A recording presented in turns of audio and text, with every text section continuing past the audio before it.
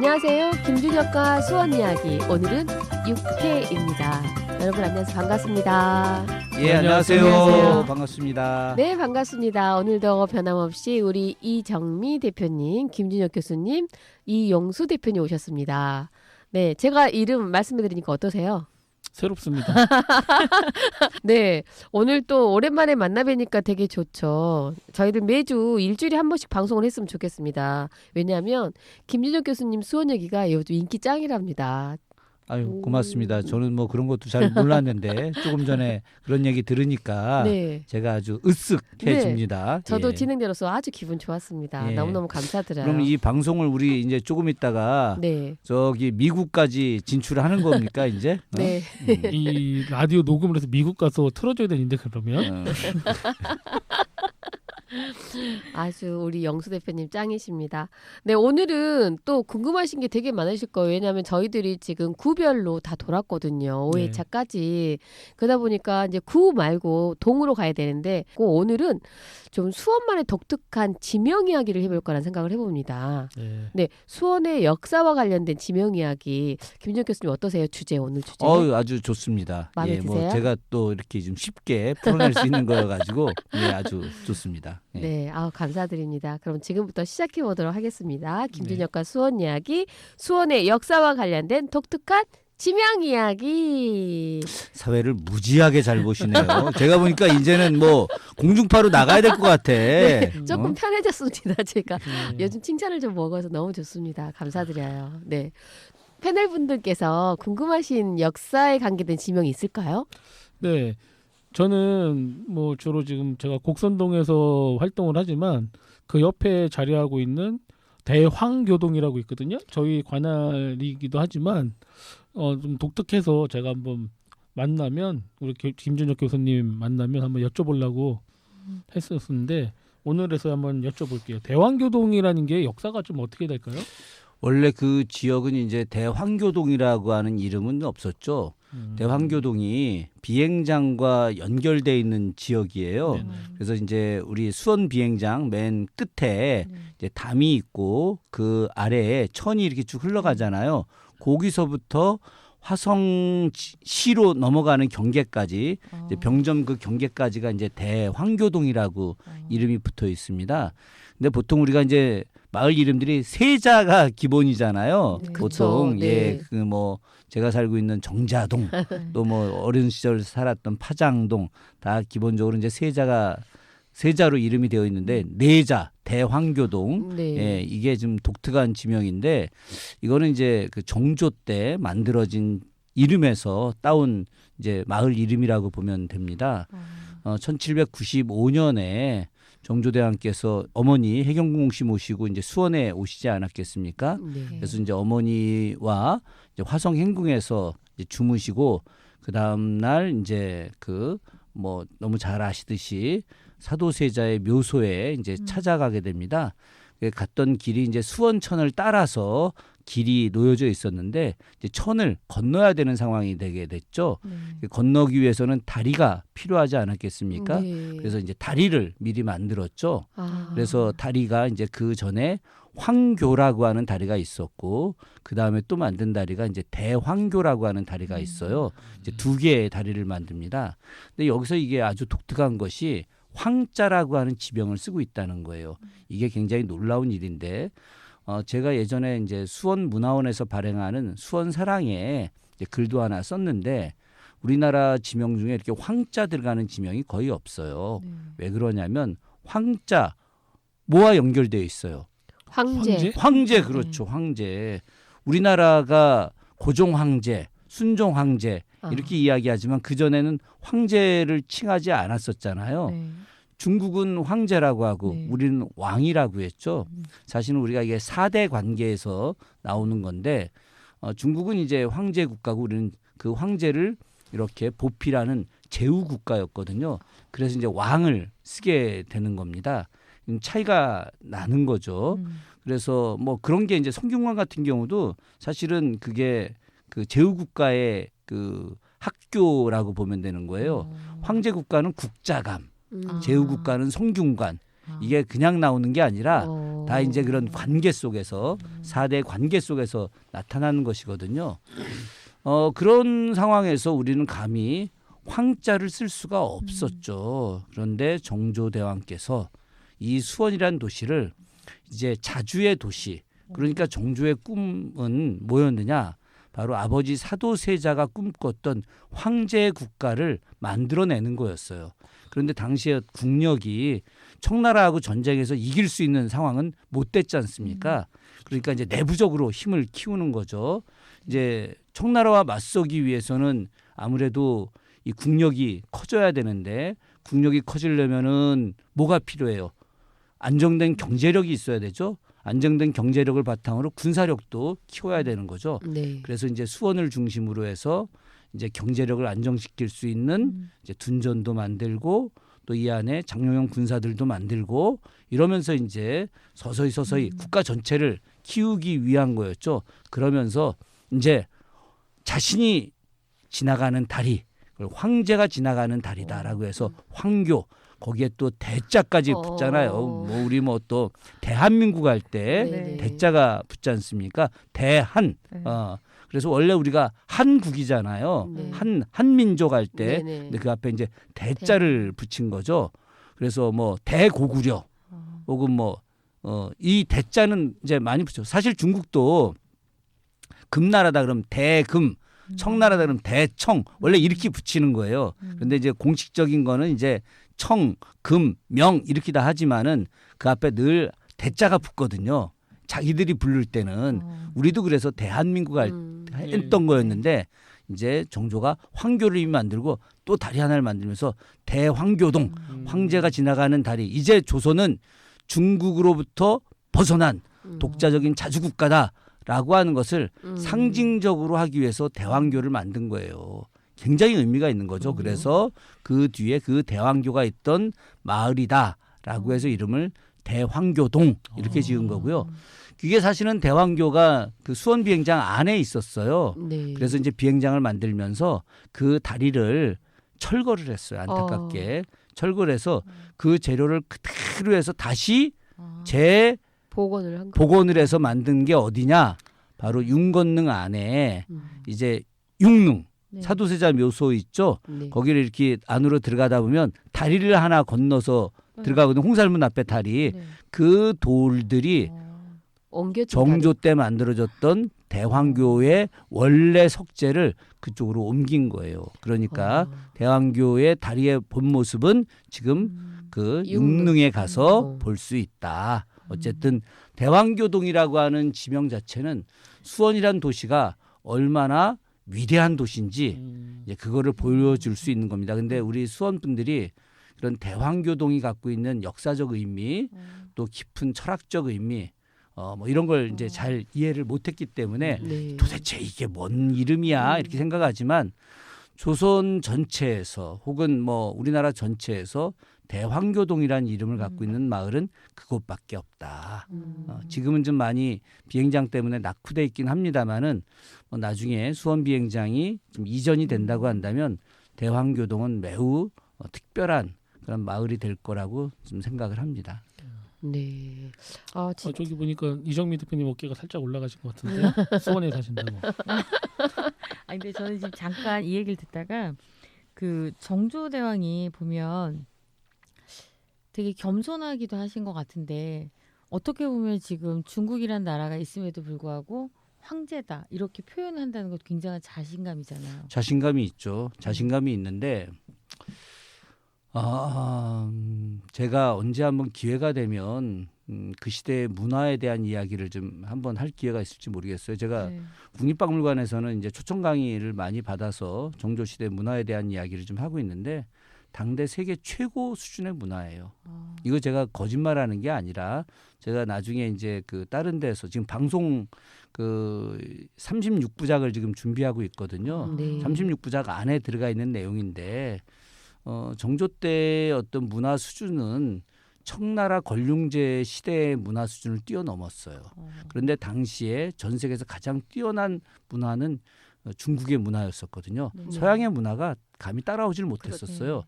근데 이제 그 외국에 있는 미술사학자들이라든가 아니면 문화사가들은 이제 우리를 지켜보지 않았죠. 대한민국 분단국가 대한민국 또 한국전쟁 이후에 굉장히 피폐해졌던 나라였잖아요. 전 세계에서 가장 가난한 나라였었죠. 네. 이 나라를 누가 감히 지켜보겠습니까? 그래서 우리 문화가 얼마나 극성의 문화였는지를 모르는 거예요. 근데 그 시기에 걸륭제 시대 문화보다 정조 때의 문화 수준이 높아요. 이거는 뭐 비교해 보면 그냥 나오는 겁니다. 그래서 우리 문화가 갖고 있는 세계 최고 수준의 것들, 네. 그곳의 중심이 수원이에요. 이걸 갖다가 제가 늘 강조하고 싶은데 제가 좀 잘 됐으면 내가 좀 더 이야기를 많이 했을 텐데 그게 좀 안 돼가지고. 또 때가 있겠죠. 아, 예.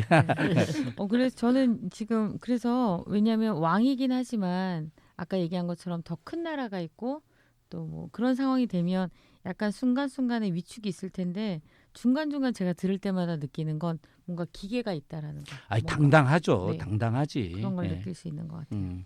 그리고 저도 질문을 좀 하나 해보도록 할게요. 네. 그 광교산 쪽에 보면 호황골이라는 이름을 들어본 적이 있거든요. 그곳에 대한 또 역사적인 어떤 견해나 소개를 좀 부탁드릴게요. 아, 그 호황골은 진짜 그 수원밖에 없는 거예요. 전 처음 들어본 것 같아요. 처음 호황골. 들어보죠. 네. 사람들 잘 모릅니다. 이 네. 호황골이 어디 있는지 제가 네. 좀 위치부터 말씀을 좀 드릴게요. 네, 네. 우리 이제 광교산 올라가다 보면 13번 버스 타고 이제 올라가잖아요. 그죠? 그냥 네. 걸어서 네, 네. 올라간다 치자 이거야. 네. 그 반딧불이 화장실 앞에서 쭉 올라가다 보면은 하광교라는 데가 있어요. 하광교. 네. 하광교 다리가 있어요. 다리. 네. 그 하광교 다리에서 이제 저 산 쪽으로 올라가는 겁니다. 거기 보면 이제 경동원이라고 있죠. 네네네. 경동원 쪽으로 쭉 올라가면 그 안이 감나무골이라고 있어요. 감나무골은 뭐 제일 많은 게 감나무골이지 뭐 배나무골, 감나무골. 근데 감나무골로 쭉 올라가다 보면 소류지라고 하는 데가 나옵니다. 네. 예, 작은 연못이 있어. 참 네. 아름다운 연못입니다. 저 창녕의 주산지만큼 아름다운 곳인데 네, 네. 그 위쪽으로 올라가면 거기에 베델 기도원이라고 있어요. 아. 그 기도원이 있고 기도원 안쪽으로 들어가면 거기에 이제 깊은 숲속이 있는데 네. 그곳이 호황골이에요. 그럼 그럼 왜 호황골이냐? 호자는 오랑캐 호자예요. 항자는 항복을 받았다. 오랑캐에게 항복을 받은 곳이다.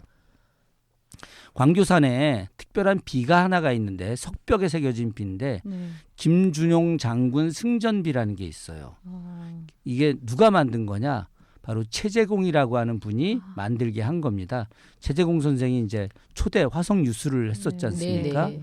최재공 선생이 이제 수원에 오셔가지고 여러 이야기를 들었는데 그중 이야기 하나가 바로 김준용 장군이 병자호란 때 그 호황골에서 청나라 군사들을 무찌른 이야기를 들은 거예요. 병자호란 때 우리나라 군대가 청나라 군대하고 싸워갖고 연전연패했죠. 어떻게 됐어요? 그래서 남한산성에서 계속 져가지고 인조가 삼전도에 와서 항복을 했지 않습니까? 300구고두라고 해서 3번 절하고 9번을 머리를 짓이겼죠. 그런 항복을 했는데 그 항복 전에 바로 이 광교산에서 청나라 군대하고 붙어서 우리가 싸워서 이겼어요. 그때 당시에 청나라 군대의 장수가 누구였느냐? 이름이 액양부골이. 이게 이제 그 청나라 이제 그 말을 우리 이제 한자로 쓴 건데 이 액양부골이가 청나라 황제였던 홍타이제 사위예요. 엄청 센 놈이 온 거죠, 그죠? 그 자식이 와가지고 우리나라 백성들을 엄청 많이 죽이고 우리 군사들을 괴롭혔죠. 네. 그래서 우리 이제 김준용 장군이 우리 이제 수원의 군사들과 또 이제 저 호남에서부터 올라온 군사들 근황병들을 모아가지고 이 광교산 안에 이제 호황골 지금의 호황골 이제 이렇게 아주 은폐를 하고 있었던 거죠. 주둔을 하고 그러면서 계속해서 이제 청나라 군사들을 유인 작전을 한 거야. 유인 작전을 했는데 이 액양부고리를 비롯했던 이 청나라 군대가 조선 군대 얼마나 우습게 생각을 했겠습니까? 만만했겠죠. 그래서 만만했죠. 뭐 게임도 안 된다. 뭐 이렇게 생각하고 이제 왔다가 거기서 이제 좀 더 우리 군사들이 높은 위치에 있고 우리가 중국 애들 비해서 훨씬 잘 쏘는 게 활이에요. 활. 네. 예, 영화 최종병기 활 뭐 그런 것도 네네. 있지 않습니까? 전 세계에서 활을 가장 잘 쏘는 민족이 우리나라 민족이에요. 그래서 우리가 큰 활을 쏘는 민족이다라고 해서 동이족이라고 하잖아요. 이자가 큰 활을 쏘는 사람들. 큰 대자에 각궁자가 이자거든 이게. 그래서 이 사람들이 이제 활을 장전해가지고 그 산 깊숙곳에 탁 매복해 있다가 청나라 군대가 왔을 때 김준용 장군이 딱 일어나서 깃발을 휘두르면서 저 청나라 군대를 무찔러야 된다. 우리가 목숨을 걸고 싸워야 된다라고 해서 그냥 비오듯 이 화살을 쏘아가지고 액양부고리를 맞춰서 전사를 시켰습니다. 이 몽고 군대하고 청나라 군대, 여진족 군대의 특징이 있어요. 얘네들은 장수가 죽으면 무조건 철수, 후퇴, 전쟁을 끝내고 네. 그래서 당시 액양부고리가 거기서 죽어서 전투를 중지하고 얘네들이 철수를 하게 됩니다. 병자호란 때 유일한 승전이 바로 수원에서 있었던 거예요. 네. 이건 엄청난 역사죠. 진짜 의미 있는 곳이네. 그럼요. 그래서 그곳을 이제 오랑캐를 무찌른 골짜기다라고 해서 호황골인데 제가 2014년이었나 보다. 그때 이제 일본에 우리나라 자료가 되게 많이 가 있어요. 우리나라에 없는 그런 자료들 자료가. 일제 때 이제 많이 갖고 갔죠. 그래서 오사카가 일본에서 세 번째로 큰 도시예요. 오사카의 부립 도서관. 네. 그러니까 우리로 치면 뭐 시립 도서관쯤 되겠죠. 그 네네. 본관. 우리 수원 시립 도서관의 본관이 선경 도서관이잖아요. 네. 그렇듯이 이제 오사카 부립 도서관의 메인 도서관에 우리나라 역사 자료가 엄청 많이 있어요. 그래서 제가 그 중에 이제 고종 때 만든 자료가 우리나라 명장 목록이 있어요. 명장전. 네. 명장전 목록이 그 사람 왜 명장에 해당됐는지 이제 그 딱 정리가 돼 있는데 그 명장전에 이제 1등 명장 뭐 을지문덕, 강감찬, 이순신, 권율 뭐 이렇게 해서 1등 명장이 열이 안 돼요. 열이 안 되는데 그 1등 명장, 2등 명장, 3등 명장 전체에서 한 100명 정도 되는데 그 안에 김준용 장군이 들어가 있어요. 예. 그래서 제가 그 자료를 이제 딱 보고 깜짝 놀라가지고 내가 또 복사해 갖고 왔잖아. 그래서 제 연구실에 있는데 그거 갖고 제가 이제 논문 쓰려고 하다가 그간 뭐 제대로 정리를 못했는데 그 우리 역사에서 100명의 명장을 고종 때 정리를 한 거예요. 그 중에 청나라 군대를 물리쳤던 김준용 장군이 들어가 있는 겁니다. 그러니까 우리 반만년 역사, 5천년 역사에서 얼마나 수많은 장수들이 있었겠어요. 수많은 명장들이 있었는데 그 김준용 장군이 청나라 군대를 물리친 그 공로로 그 안에 들어가 있다. 그래서 김자 준자 들어가는 사람은 다 잘 나가. 그 얘기 하려고 했는데 연관성이 있을 것 같아가지고 김준 그래가지고. 김준용 장군의 묘소는 저기 시흥에 있습니다. 시흥에. 예. 왜 시흥에가 있을까요? 원래 고향이 그쪽 분이에요. 전투를 이쪽에서 좋았을 텐데. 글쎄 말이야. 아쉽죠. 그 김준용 장군 전승비가 광교산에 봉우리가 여러 개가 있잖아요. 네. 그렇죠? 네. 그러면 이제 그 제일 먼저 우리가 이제 반딧불이 화장실에서 만나는 게 형제봉이 있고 네네. 그 다음이 이제 종루봉. 요즘은 종루봉이라고 부르는데 옛날엔 비로봉이라고 불렀거든요. 이 비로라고 하는 말이 원래 제일 높은 데 있는 말이에요. 금강산 비로봉, 네. 비로봉. 뭐 오대산 비로봉. 그쵸, 네. 이 비로라고 하는 말이 부처님 중에 비로자나불이라고 있어요. 비로자나불이 법신불이라고 하는 건데 네. 부처님 중에 으뜸 부처를 비로자나불이라고 해. 이게 비로라고 하는 말은 가장 높은 걸 의미하거든. 원래 거기가 이제 비로봉이었는데 어느 순간 종루봉이라고 이름이 바뀌었어요. 그 이유는 이제 뭐 다 나중에 이제 이 고은 최치원하고 네. 연결돼 있는데 그건 나중에 또 따로 설명하기로 하고 문암골 관련해서 종루봉을 지나서 다시 이제 시루봉으로 올라가는데 시루봉 올라가기 전에 그럼 막 힘들게 막 올라가다가 거기에 김준용 장군 전승비 들어가는 이렇게 작은 오솔길이 있어요. 네. 그 오솔길로 들어가서 보면은 석벽에 네. 김준용 장군 전승비 딱 최재공 선생이 새겨놓기 한 비가 있습니다. 거기 가본 분들이 거의 없는데 언제 우리 기회 되면 따뜻한 봄날에 진짜. 한번 슬슬 갔다가 네. 내려와서 막걸리 한 잔? 저는 밑에서 기다리고 있겠습니다. 왜요? 아니 그 높지 않아요. 광교산이 쉬운 산은 아니에요. 그래요? 광교산이 이제 옛날에는 584m였는데 네. 지금 이제 582m로 줄었어요. 얼마나 사람들이 많이 갔는지 아, 네. 이 2m가 깎인 거야. 그게. 그럴 수가 있네요. 산도 뭐 그럴 수 있죠. 어. 그럴 수 있지. 예, 아니면 옛날에 측정을 잘못해서 584m라고 했던 네. 거죠. 지금 레이저 측정기로 쟀나? 예, 그랬을 거예요.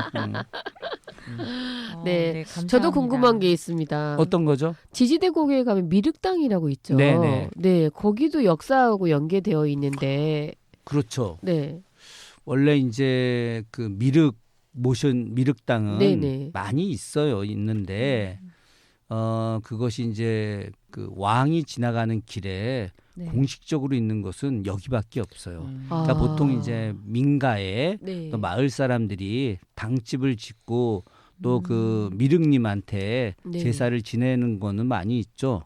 우리가 이제 흔히 미륵님을 이야기할 때 미륵님의 우리 원래 말은 이제 미리님입니다. 미리님.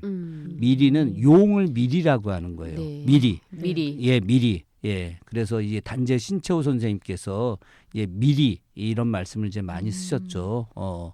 근데 이 미륵당이 이제 아주 오래전부터 그 자리에 있었는데 지금 우리 지지대고개 네. 이 이름이 있잖아요. 네. 지지대고개 원래 이름이 미륵고개. 그래서 이제 그 동구여지 승남이라든가 네. 뭐 환여승남 뭐 이런 데 보게 되면 미륵현 이렇게 나옵니다. 네. 그 미륵현 전에는 그 아래 가면은 사근내골이라고 있잖아요. 그 이제 그 지지대고개 넘어가서 네. 왼쪽으로 가면은 사근내골 이제 의왕시에 사근내골이라고 있어요. 그 사근 그래서 이 고개 이름 원래 사근현이라고 했다가 정조가 사근현의 이름을 미륵현이라고 바꿉니다. 네. 미륵현이라고 바꿨다가 그 고개 이름을 지지대 고개로 바꾸면서 네. 이제 지지현으로 이제 이름을 바꾸는 거죠. 근데 이 미륵당이 미륵님 모셔져 있는 지금 이제 이름을 법화당이라고 바꿨는데 원래 이름은 이제 미륵당이었죠. 미륵이라고 하는 것은 이제 그 뭐 어떤 부처냐 부처일 수도 있고 보살일 수도 있죠. 미륵보살 네. 혹은 그렇죠. 미륵부처 이렇게도 네네. 이야기하는데 미륵은 이제 부처님이 돌아가시고 나서 56억 7천만 년 후에 태어나서 네. 모든 백성들이 평등한 세상으로 만들어준다는 거예요. 평등 세상. 56억 7천만 년 후에. 예. 그러니까 되게 멀리 있다 오는 거죠. 네. 멀리 있다 오는 건데 이제 우리나라 백성들이 신분적 차별이 되게 컸잖아요. 그렇죠. 예전에 귀족들 뭐 또 평민들 또 노비들도 있고 천민들도 있었잖아요. 네. 뭐 백정이라든가 기생이라든가 갑바지 이런 사람들은 천민들이잖아. 맞아요. 천민은 노비보다 더 천한 대우를 받았거든. 근데 서울도 있지, 천민도 있지, 노비도 있지 이런 사람들이 어떤 세상을 꿈꿨을까요? 평등 세상을 꿈꿨죠. 그렇죠. 그런데 이 신분의 평등만이 아니라 사람들은 경제적 측면에서도 평등 세상을 꿈꾸는 거예요. 지금도 대한민국이 2%의 사람들이 거의 50% 넘는 그 재화를 갖고 있는 거 아닙니까? 아 여기 있는 사람들 중에 뭐 저기 재산 1,000억 이상 있는 사람은 없잖아. 내가 999억 9천만 원밖에 없더라고 보니까. 아이 그래갖고 내가 딱 한 200원만 더 쓰면 내가 딱 그 되는데. 근데 옛날 사람들이 꿈이 네. 경제적으로도 평등하고 신분적으로도 평등하고 그래서 모든 사람들이 행복하게 살고 싶은 세상 네. 그 세상을 용화 세상 혹은 미륵 세상이라고 했거든요. 네. 그래서 그 지 고개를 넘어가고 네. 넘어오는 사람들이 그 미륵당 앞에서 이제 정말 아름다운 세상 만들어 주십시오. 그리고 제가 이 고개를 넘어가는데 이 지지대 고개 옛날에 호랑이가 그렇게 많았다는 거예요. 네. 지금은 뭐 호랑이가 있을 산이라고 생각하지 않지만은 그렇죠. 예전에 여기 산이 호랑이가 참 그렇게 많았다고 하는데 이 호랑이 아들한테 잡혀 먹지 않게 해주십시오. 뭐 네. 혹은 우리 아들 좀 잘 되게 해주십시오. 뭐 요즘은 부모님들이 아유 우리 아들 이번에 수능 좀 잘 보게 해주십시오. 그럼 뭐 스카이 가게 해주십시오. 막 이러잖아. 나는 한 번도 그런 기도를 해본 적이 없는데 그런 염원 같은 것들을 네. 미륵당에다가 이제 보내는 거죠. 그 이제 정조대왕이 서울서 오다가 꼭 어디서 쉬었느냐? 미륵당 앞에서 쉬었어요. 네. 미륵당 앞에서 쉬고 그 다음 쉰 곳이 어디에 쉬었느냐? 지금 이제 그 수원 미술전시관이라고 만석고 옆에 있죠. 네, 예, 네. 거기가 예전에 이제 영화정이라는 정자가 있었거든요. 거기서 한번 쉬고 그리고 이제 장안문 앞에서 이제 군사 이제 사열을 받고 네, 네. 그러고 나서 이제 화성 행궁으로 들어가셨거든요. 그래서 수원서 넘어와서 쉬었던 그곳. 그러니까 당연히 미륵당에 정조대왕이 인사를 하셨겠죠. 예. 네. 그래서 미륵당이라고 하는 지명이 나오게 된 겁니다. 네. 와, 진짜 우리 공부 너무 열심히 하는 거죠. 네. 네. 지금 머릿속으로 막 상상을 하는 거야. 맞아요. 거기에서 쉬었다 가셨구나. 미륵당, 만석거, 그래서 미륵당 앞에 장안문. 네. 느티나무가 엄청 많아요. 아. 그 느티나무 이제 괴목이라고 하거든. 네. 그래서 거기 그 다리가 괴목정교예요. 아, 네. 괴목정교. 괴목은 음. 신령스러운 나무거든.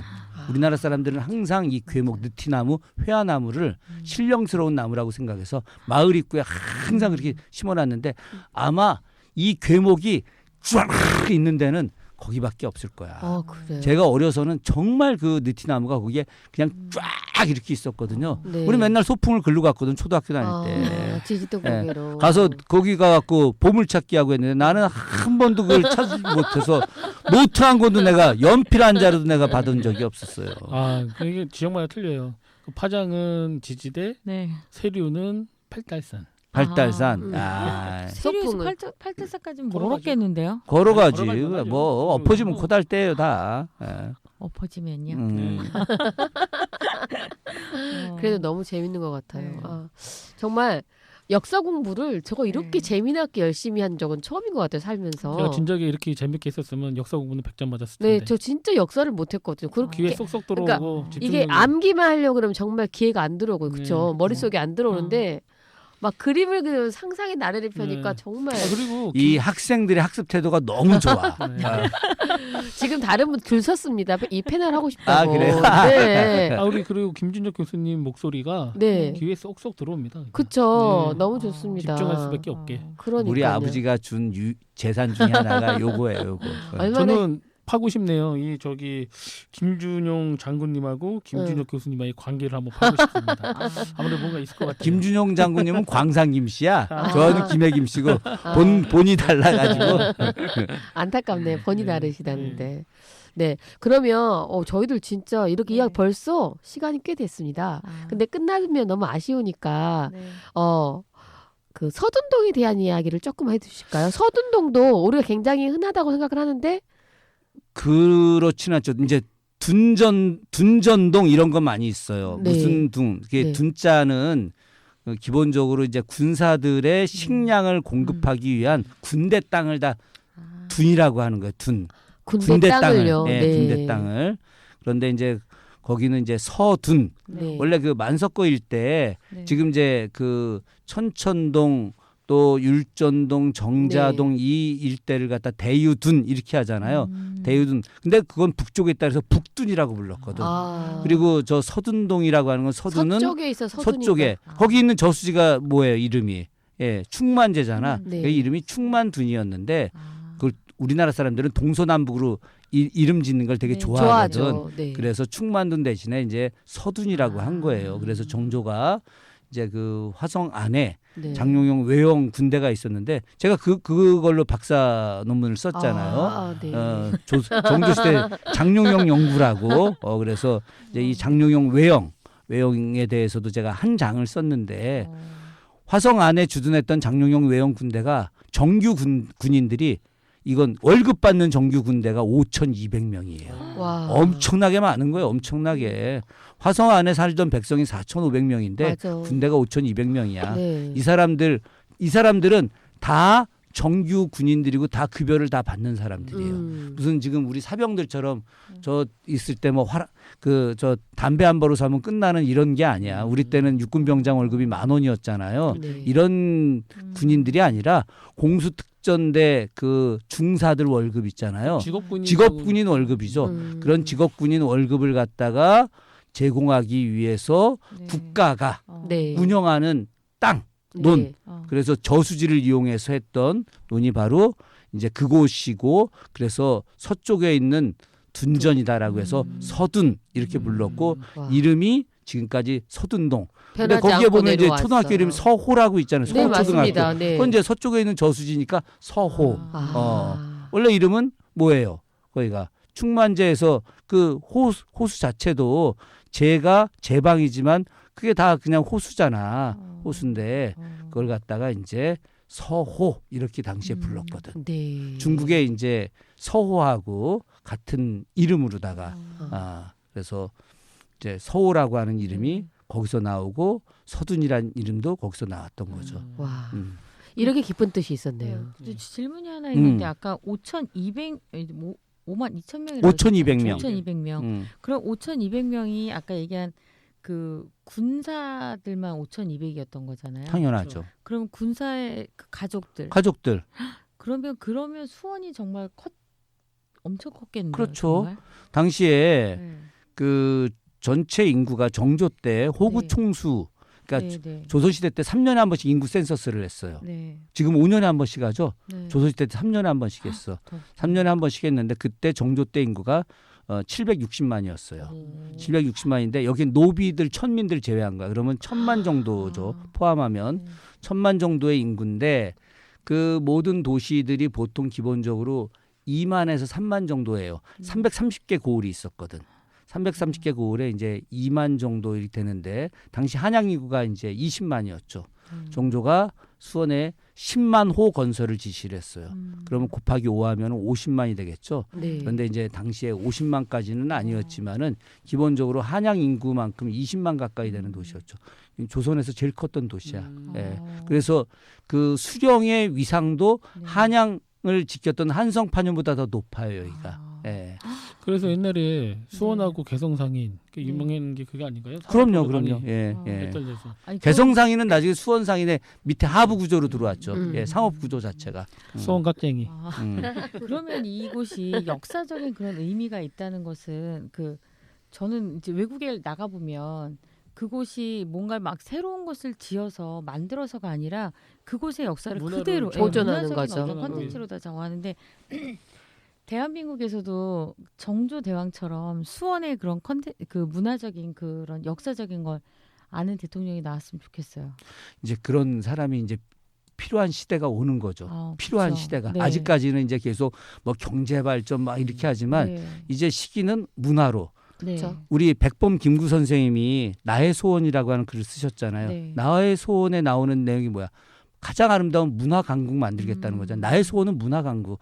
우리가 어느 나라를 침략하지도 않고 어느 나라부터 침략받지 않는 가장 위대한 문화를 갖고 있는 문화 강국. 이것이 백범의 소원이에요. 1948년에 백범 선생님이 이 소원을 말씀하셨는데 48년이면 지금으로부터 몇 년 전이에요. 70년 전이잖아. 70여 년 전에도 가장 위대한 문화 강국을 꿈꿨던 우리의 지도자가 있었는데 그 뒤에 지도자들이 이 수준이 안 된 거야. 이제는 그런 수준의 지도자가 나오는 때가 온 건데 그러려면 어떻게 해야 됩니까?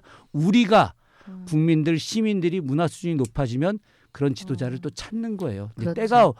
때가 오는 겁니다. 맞아요. 이게. 그렇게 왔으면 좋겠어요. 왜냐하면 제가 여기 와서 이야기를 들을 때마다 그 정조 대왕이 꿈꿨던 그 수원의 모습도 있지만 어쩌면 리더가 갖는 그곳 안에서 갖는 그 뭐죠? 역사적인 부흥. 왜냐하면 이번에 그 월드컵 끝나고 나서 생각이 들었던 건 제가 요즘에 어느 선수를 계속 찾아서 보고 있거든요. 그게 바로 어떻게 보면은 삶 안에 그 기쁨을 주는 그런 역할을 리더가 해주고 있다는 생각이 들어서 전 정조대왕이 그 수원에 가졌던 그 애정을 가질 수 있는 분들이 수원에 대한 어떤 그 문화적인 부분을 다시 키울 수 있었으면 좋겠다는 생각이 그냥 갑자기 들었습니다. 네, 바로 우리 지금 이정미 대표님이 하시는 말씀에서 아마 우리 청취자분들이 많은 동감을 할 것 같다는 생각이 듭니다. 맞죠? 네.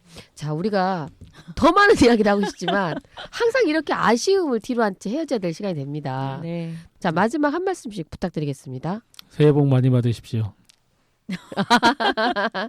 네, 우리 이정미 대표님. 아, 네. 저는 수원 이야기를 듣는 것만으로도 이렇게 수원 시민으로서 좀 가슴이 벅차다는 생각을 좀 하거든요. 그래서 수원의 좋은 일들, 수원의 좋은 뭐 특례시도 되기도 했지만 좋은 일들이 많아졌으면 좋겠다. 그래서 수원에 살고 있는 앞으로의 차세대 리더들이 조금 더 많이 그 애착 갖고 또 마음 안에 어떤 그런 큰 꿈, 그림을 그릴 수 있었으면 좋겠다는 생각을 해봅니다. 너무 감사드립니다, 네. 교수님. 세상 사는 게 뭐 그렇게 크게 뭐 엄청난 일이 있겠습니까? 우리가 뭐 얼마나 대단하게 살겠습니까? 서로 따뜻하게 사는 게 전 최고라고 생각하고 어렵고 힘든 시기가 닥칠수록 서로 보듬어주면서 서로 이해해주고 서로 따뜻한 말 해주고 그런 새해가 되었으면 하는 바람입니다. 아, 네. 다시 한번 기회 드리겠습니다. 이용수 대표님. 새해 복 많이 받으십시오. 뚝심 좋습니다. 네, 오늘은 수원의 역사와 관련된 독특한 지명 이야기를 해봤습니다. 뭐 다양한 이야기가 더 있을 수 있지만 시간 관계상 여기까지 하고요. 저는 이렇게 네 명이 함께 이러한 프로그램을 진행한다는 정말 뜻깊은 한 해였던 것 같아요. 앞으로 또 계속 지속적으로 이뤄질 것 같고요.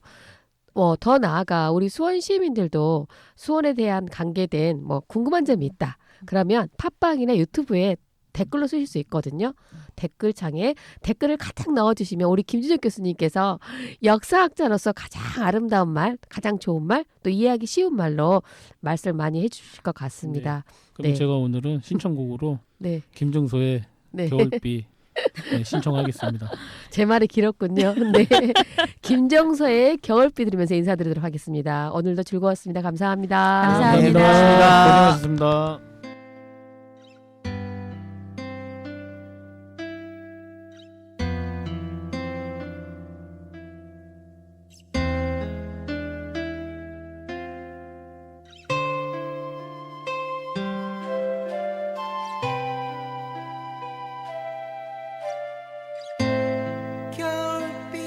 겨울비처럼 슬픈 노래를